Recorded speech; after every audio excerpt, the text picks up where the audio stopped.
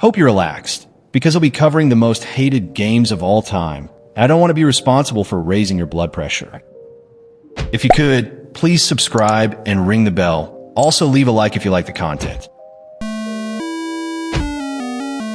Alright, on to E.T. the Extraterrestrial, the infamous Atari 2600 title that's legendary for all the wrong reasons. Developed in just 5 weeks to hit the 1982 holiday window, Atari clearly prioritized speed over quality. You're dropped into a maze collecting parts of a broken communicator, but vague objectives, glitchy physics, and pits you can't escape make progress feel impossible. The map is recycled, animations are stiff, and every crash quickly reveals this was a rushed cash grab, not a thoughtful movie tie-in. When critics and players finally got hands on it, they savaged the controls and design, and sales plummeted. The flop contributed to the video game crash of 1983, marking E.T. as the poster child for a failed adaptation. Rumors of millions of cartridges buried in a New Mexico landfill only fueled the myth, until a 2014 dig unearthed them, turning a flop into a cult excavation event. Today, E.T. still appears on retro compilations like Atari Flashback, but its reputation remains intact as a cautionary tale. Collectors even pay hundreds for sealed copies, turning the flop into a pricey oddity. No amount of retro nostalgia can erase the lesson. Rushing deadline-driven development and ignoring player experience is a surefire path to infamy. Up next, we're hitting the tarmac with Big Rigs, over-the-road racing, the 2003 PC racer that redefined broken. Built in a few months by Stellar Stone and published by Game Mill, it shipped with zero collision detection, so you can drive straight through buildings, trees, and bridges. Opponents never move, rendering every race a one-truck show, and the finish line feels more like a suggestion than a goal. If you stray too close to a hill, you'll launch into orbit thanks to non-existent physics. When you finally cross the line, the game congratulates you with a garbled "You're a winner" banner that's as bizarre as it is buggy. Metacritic gave it a blistering 8, and players flooded forums with incredulous screenshots of their unstoppable rigs. Patches never arrived, and reviews mocked its default speed set to infinity. Because why not? Big Rigs became the ultimate cautionary tale, a commercial release barely held together by code. Nearly 20 years later, it's still celebrated at worst game marathons and YouTube retrospectives, a digital monument to rushed deadlines and absent QA. Even today, modders and speedrunning communities experiment with Big Rigs, though all you really ride is its legend of racing shame. Let's talk about Sonic the Hedgehog, specifically the 06 title, the game that was supposed to celebrate the Blue Hog's 15th anniversary, but instead almost became a death anniversary. Early trailers showed promise, slick environments, a dramatic story, and that classic speed. When it arrived in November 2006, though, it landed as a half-finished Frankenstein, promptly earning a 4 out of 10 from IGN and the ire of franchise fans. Too easy. No sweat. From the first level you felt it, a camera that snapped at the worst moments, controls so slippery you'd skid off platforms, and physics so broken you could fly through the air by grazing a tiny slope. Glitches range from popping textures to characters getting stuck mid-animation, making speed feel like a chore instead of a thrill. Behind the scenes, Sonic Team was short-handed and divided. People quit mid-development, half the team got reassigned to a Wii title, and a looming holiday deadline forced a launch before core issues could be fixed. Reportedly, QA warnings went unheeded just to hit that November slot, at the cost of basic playability. Then there's the story. Princess Elise, the human love interest, inexplicably shares a kiss with Sonic during a life-or-death moment. It struck many players as downright bizarre, and became an iconic meme. Despite its infamy, Sonic 06 still sparks conversation today. In late 2024, a Sonic X Shadow Generations producer even said he'd love to revisit and remake Sonic 06 properly. Legendary flops can inspire fresh starts.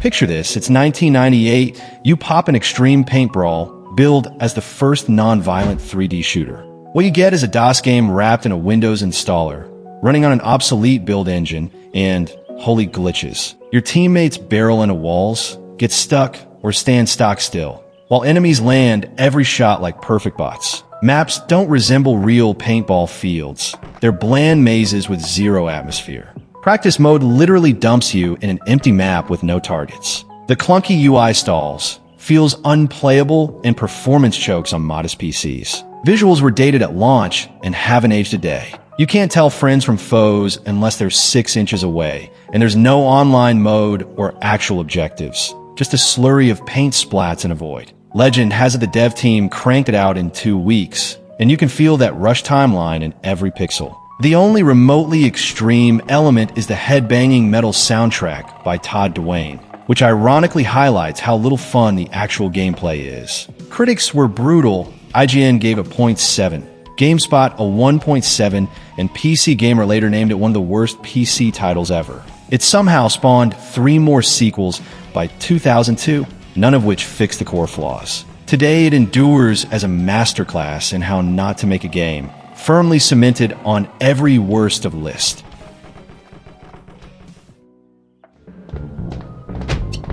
Plumbers don't wear ties promised full-motion video romance, but instead buyers got a slideshow of static photos, stiff voice acting, and a story that shifts from a sleazy boss propositioning Jane to a bizarre alleyway chase. It's sold as a romantic comedy, but feels like a home video made on a shoestring.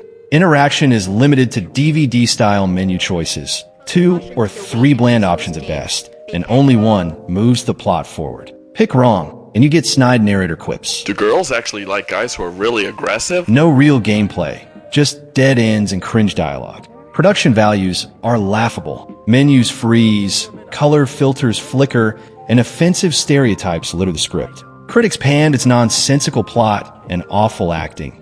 It tanked and vanished in a bargain bins. Its only fame came when James roasted it on Angry Video Game Nerd in 2009, cementing it as a top-tier dumpster fire. Yet in March 2024, Limited Run Games breathed new life into it with a definitive edition on PC and modern consoles. They added save states, a dock feature, a gallery of unused assets, even a novelization, and a bonus dungeon crawler mode. This legendary flop still fascinates, a relic that warns devs how not to make a game. Take your damn clothes off!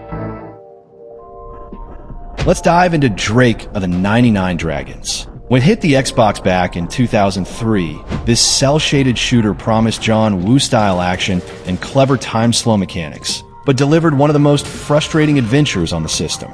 You play as an undead assassin named Drake, dual-wielding pistols, running on walls, and freezing time. Great on paper, disastrous in practice. Aiming relies on a bungled auto-target system that has your character flail in every direction but the one you want. Camera angles snap unpredictably, fighting the view more than enemies. Platforming is a nightmare of imprecise jumps and phantom ledges. Levels feel empty and repetitive, with drab colors. Cutscenes stutter through low-res stills, and the convoluted story barely hangs together. Critics slammed its broken controls, endless glitches, and bland level design, earning scores in the low single digits. It sold so poorly it never saw a sequel, until the surprise Steam re-release in 2018, where the Windows port resurfaced with every flaw intact. Today, speedrunners and streamers still dive into its chaos, hunting absurd bugs on YouTube. In 2025, fans even campaigned for a proper remake, proof that its infamy endures, but with no real revival in sight.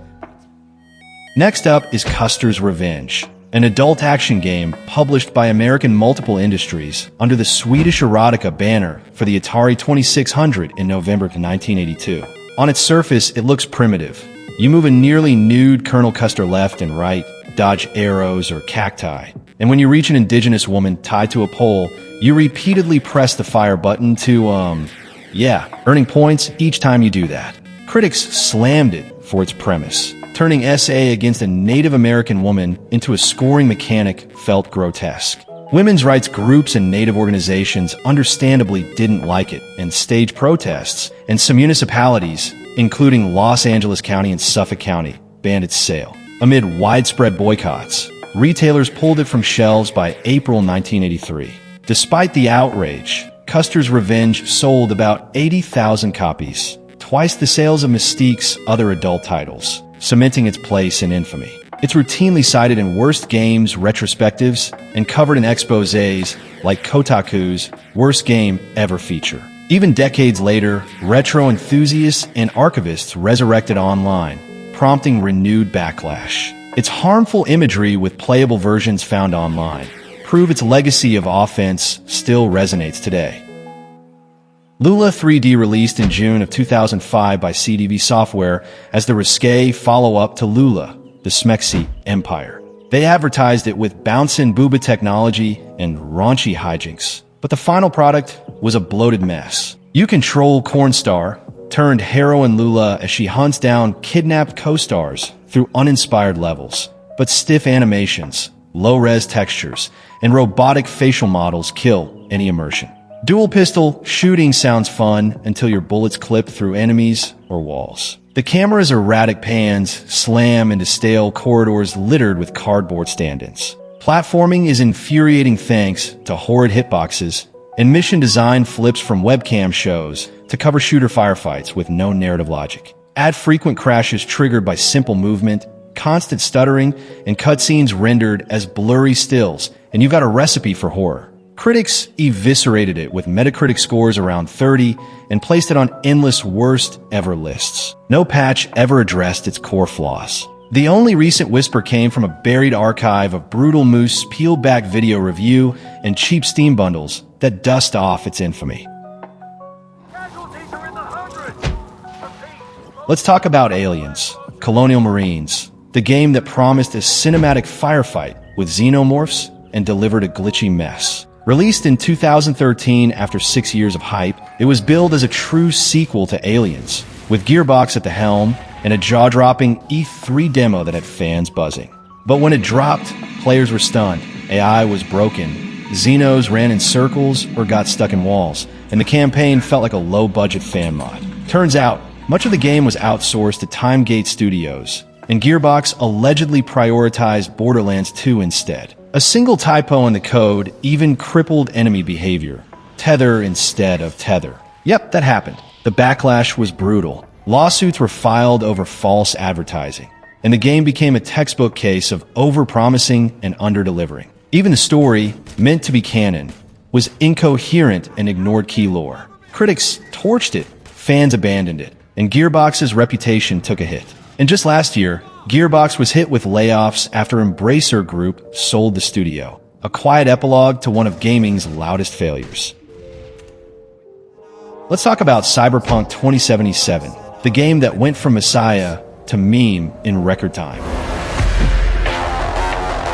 When CD Projekt Red dropped it in 2020, expectations were sky high. Keanu Reeves, sprawling RPG mechanics, next-gen visuals. What players got was a bug-ridden mess, especially on last-gen consoles. We're talking crashes, broken quests, NPCs vanishing mid-convo, and a police system that felt like it was coded in 5 minutes. The hype train had no brakes, and when it derailed, it was spectacular. The backlash was brutal. Sony pulled it from the PlayStation Store, refunds were flying, and CDPR's reputation took a nosedive. Turns out, the game just wasn't ready, and fans felt duped by years of marketing promises that didn't pan out. Even basic features like vehicle combat and meaningful life path choices were missing or underwhelming. Now the game's in way better shape, so credit where it's due.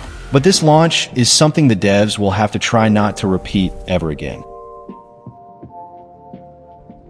If you've watched Internet's Historian's video, Fallout 76 was the game that made fans ask, what happened to Fallout? When it launched in 2018, it was a buggy, empty shell of what people expected. No human NPCs, broken quests, constant crashes, and a world that felt lifeless. Bethesda took a beloved single-player RPG series and turned it into a multiplayer grindfest with microtransactions and a $60 price tag. The infamous canvas bag fiasco didn't help either. Players paid for a collector's edition and got a cheap nylon bag. The hate wasn't just about bugs, it was about betrayal. Lore was retconned, the Brotherhood of Steel showed up way too early, and the perk card system felt like a bad mobile game. Even basic features like text chat were missing at launch. Fallout fans felt like they got a rushed cash grab instead of a real game. But to be fair, Bethesda didn't abandon ship. Over time, they added NPCs, quests, and even fishing. The The July 2025 update fixed a ton of bugs, improved ghoul perks, and added quality of life tweaks. Still, Fallout 76 will always be remembered for one of the most disappointing launches in gaming history. Another internet historian classic. No Man's Sky is the poster child for hype gone wrong. When it launched in 2016, it promised a galaxy-sized sandbox with multiplayer, epic space battles, and endless exploration.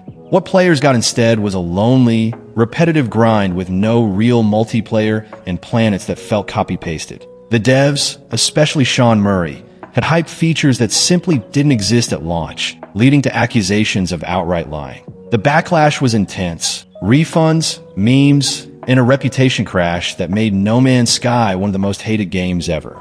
But here's the twist. Hello Games didn't bail. They went radio silent and started fixing things. Over the years, they dropped massive free updates that added base building, actual multiplayer, better visuals, and even fishing. Fast forward to 2025, and the game's still getting love. The recent Beacon update overhauled settlements, added robotic towns, and even dropped a Switch 2 version. So yeah, No Man's Sky launched as a disaster, but it's one of the rare cases where a hated game clawed its way back. Still, that launch, legendary for all the wrong reasons.